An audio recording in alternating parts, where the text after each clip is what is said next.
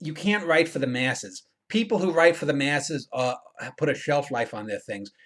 You go to Project Gutenberg or the Internet Archive or similar sites like that, and you can Google. I'm doing a book, a Western book, so I've been looking up some of the Western works of Hamlin Garland or Bret Harte and people like that, Jack London from the 1800s. These are some of the bigger names.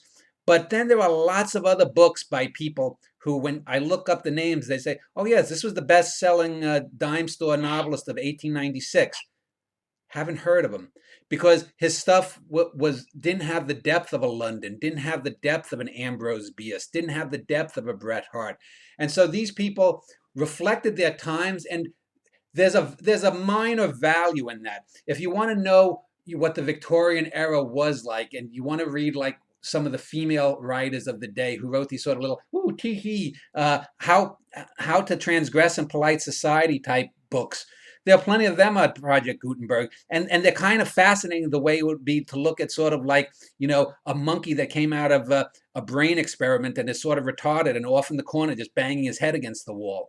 But they don't say anything deeper about the time the way that a Jack London short story might. And yes, London has some problems because he plagiarized a number of other people's works here or there. But there's enough of his own stuff that you can see that he was a man of great writing talent.